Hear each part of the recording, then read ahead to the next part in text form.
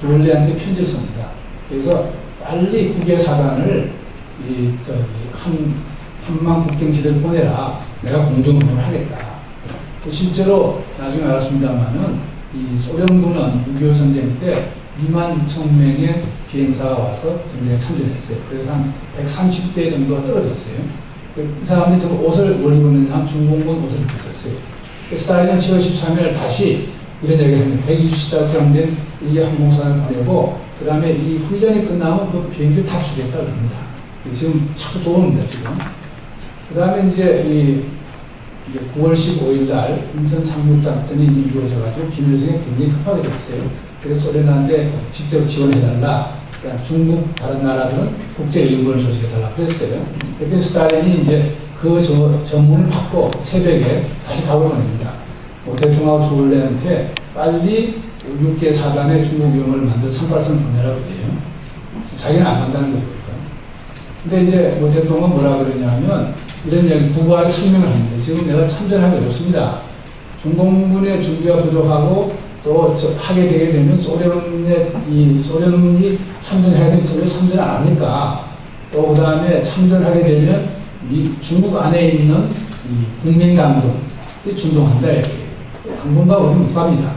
그러니까 인내심을 하고 북한군은 유격전 빨치산으로 가야 됩니다. 이거 거의 포기하는 식이 됐어요. 그러니까 그러면 좋다. 스탈린이 이제 이 사람들에게 하는 거예요.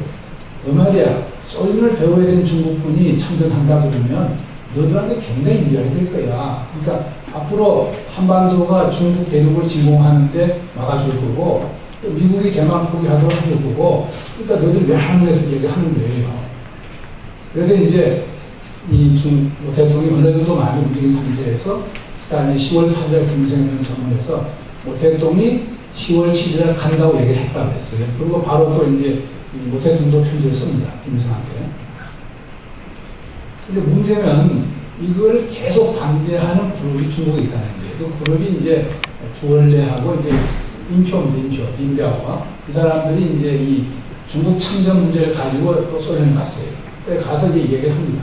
여러 가지 이유를 해서 우리가 못 갑니다를 자꾸 얘기하는 거예요. 이거 대통령 하려고 하면 저희는 못 갑니다. 그러니까, 그래? 스탈린이 10월 13일에 결정적이에요. 만일에 니들이 안 가면 북한은 망한다. 곧 망한다. 그러니까 중국 만주에다가 임시정부를 세우라. 소련은 어떻게 하느냐 하면 피난민을 브라디보스토크에 수용하겠다. 그래가지고 북한을 포기하겠다고 선언합니다. 그러고는 이제 스티코프 대사한테 편지를 써가지고 김일성한테 통보를 하는 거예요. 그러니까 중국 보고 이제 북한을 포기한다. 임시정부를 그러니까 이 만주에 세운다. 이렇게 발표를 하는 바람에 이 사람들이 그냥 대통령이 도리 없이 이제 결심을 하게 된 거죠. 그 다음에 이제 또 하나는 참전까지 인도했어요. 근데 문제는 아까 이제 우리가 유엔군이 상륙 작전을 해가지고 이제 소련군, 북한군이 이기는 거예요. 이럴 때 이제 어떻게 했냐면 처음에 스탈린은 뭐냐면 대통령을 통해서 얘기합니다. 휴전해야 되겠다. 이렇게 얘기합니다. 그러니까 이제 휴전을 먼저 이제 소련 측이 제의하는 거예요. 당시에 이제 우리가 이제 해산지대에 올라간 상황이기 때문에 미국과 이걸 주도하는 유엔 총회 정치위원회에서 이거를 소련적 계략을 부여시키고 그 다음에 유엔 총회에서는 한반도를 한국을 중심으로 한 통일민주국가를 수립하는 선거시시 이 결의를 통과시켰어요. 근데 또 이제 형편이 바뀌어가지고 이 중공군이 들어오면서 우리가 밀리게 됐어요. 그렇게 되니까 우리 측에서 이제는 영국, 인도에 내세워가지고 리 사무총장을 통해서 휴전 수상을 시작합니다. 그러니까 이제 그때 이제 주얼레가 이걸 듣고 나서 주얼레가 누구한테 물으면 스탈린한테 물어봅니다. 내가 이런 조건으로 휴전하려고 그러는데 스탈린 대우에서 어떻습니까? 제목이 뭐냐면 이렇습니다.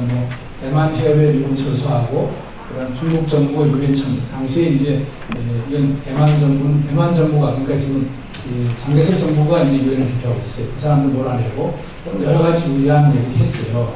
그랬더니 스탈린이 뭐라 그러냐면 이런 얘기합니다. 두 군데 얘기를 하는데 우선 자기 대사 비스키 대사한테 편지를 보내가지고 주얼레가 이상한 소리 한다 얘기해요. 지금 휴전을 왜 안 하냐? 미국이 패하고 있는데 우리가 휴전하면 되느냐?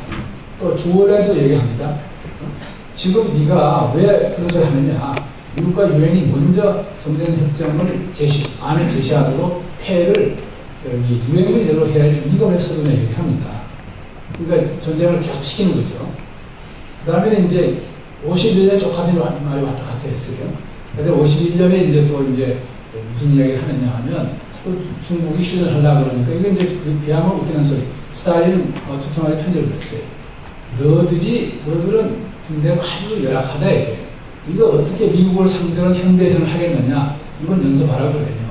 남은 나라 보고 전쟁하라는 걸 주기면서. 그러면서 미국 영국군을 갖다가 국제 미신을 실주시킬 수 있다. 네가 연구를 할 수 있다. 이런 이야기죠.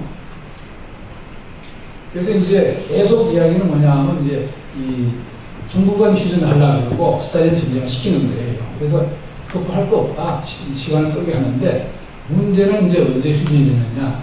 1953년 이제 7월 27일 되지 않습니까? 그런데 이제 53년 3월 초에 스탈린이 죽습니다. 죽고 나서 2주 후에 3월 19일 날 소련 강요회의에서 한국 전쟁 종결하는 그런 결정을 했어요.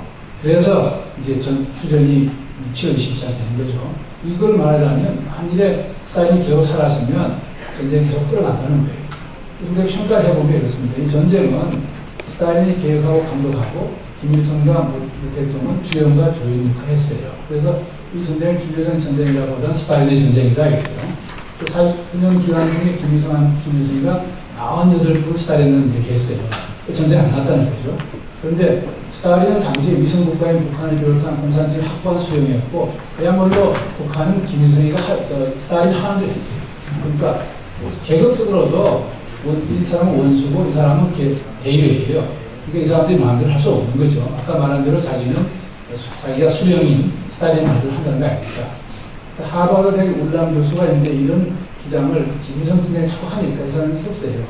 백내가 관리를 경주할 때 이 스탈린은 심판이다. 그 다음 뛰는 사람은 뭐 대통령, 그 다음에 김일성을 사니까 심판이 총을 쏴야 된다는 거예요. 그러니까 당시 국제정세라든가 여러 가지 상황을 봤을 때 김일성이 혼자 운영이라는 앞으로 안 된다는 얘기죠. 그러나 이제 스탈린 왜 했느냐 이렇게.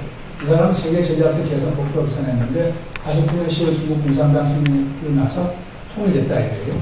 근데 이걸 강화보니까 중국이 세게 나와요. 그래서 이제 이 사람이 참전 예상된 미국 중국의 국력을 약화시키고 그 다음에 이제 우리가 49년 10월에 중국 통일됐는데 49년 4월까지 소련 정부는 누굴 따라다녔냐면 장개석을 따라다녔어요.